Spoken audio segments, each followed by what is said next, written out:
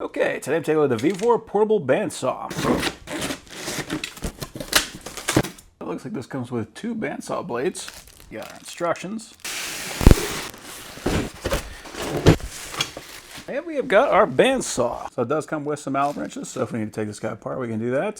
So it does not appear that it has any kind of a spring on it. That is simply going to drop whenever we drop it. Of course, that's going to be normal because we actually have a trigger right here on the bandsaw. And the reason that we have that is because we can actually unscrew it from here, take it off the base, and then we got a portaband. So there's just 3 bolts right here on the base. And then we have got our portaband. We can actually see we got a light right here, which is something you do not normally get with a bandsaw. We have an on-off switch here on the top. We got our trigger, and it's a nice solid feeling trigger. We have our guard that we can swing in and out. It's gonna be a lot more important if we're gonna be using this as a portaband because we need to have something that we can actually rest this up against. Otherwise, the blade is just gonna try to kick whatever we're cutting right off. We have dual bearings on the top as well as on the bottom. It is labeled so we know exactly which direction it is gonna go. And this is actually speed adjustable. So we got from a 1 up to a 6. On the base, we got a standard lead screw. It does have a flip back thread, so we can adjust this nice and quick. And then we can lock that down. It does not appear that we can adjust the angle on here, but we can adjust the angle here. So for that, we got a kip handle, and then we can swing the entire bandsaw to get the angle that we want. It does have a gauge. It goes from 0 up to 45 degrees. And we do have some plastic feet here on the bottom, so we don't have to worry about damaging our table. And the instructions, it says it uses a 44 7/8 inch blade, 1/2 inch wide, 0.025 inches thick. And it says it has a cutting capacity of 5 inches.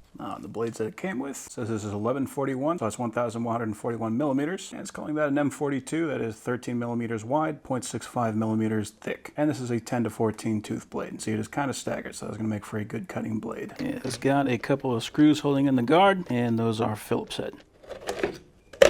So there are just some clips right here, so we just got to pull that up and then this will pop off. I do recommend that you use gloves whenever you're going to be doing this. You just want to make sure that you got the teeth pointing out and the blade will only really be able to go one direction.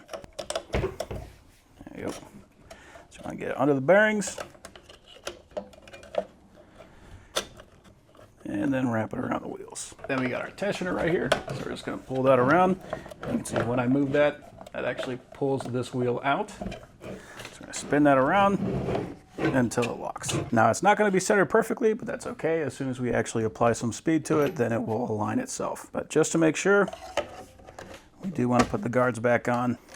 Oh, this is interesting. So this actually has a clearing brush. So in the event that this picked up any chips and started wrapping around the wheel, this will actually knock those chips off. That's nice. Let's see if this side has it. Probably does not. I don't think you need it on one side. No, so it's just on this side. But this is the first wheel that's going to hit. So if it's going to stick, it's going to stick to this one. So it does look like this is going to be a brushed motor, so we do have our brushes right there. The good news is those are easy to get to in the event that we ever have to replace them. We got one there, one over here.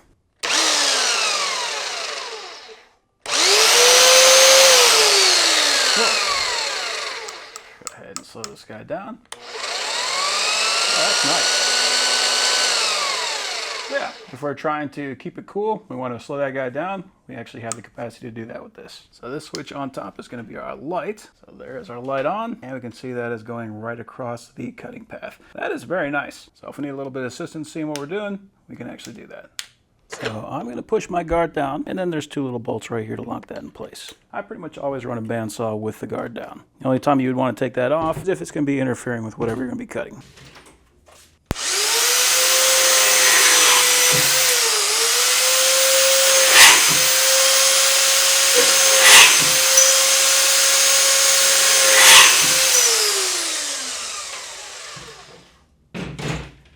Like butter. You can see right here these 2 little taps. That's going to help us to get this line back up so we can start our screws.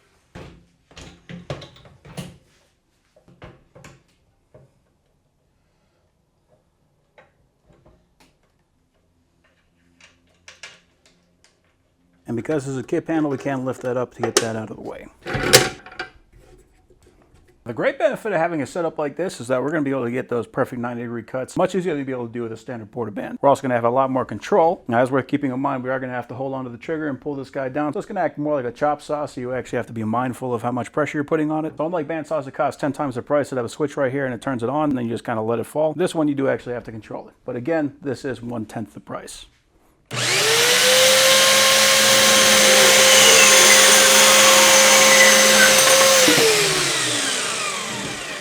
And on top of that, you can actually turn this into a porta band. You can definitely not do that with the other bandsaws.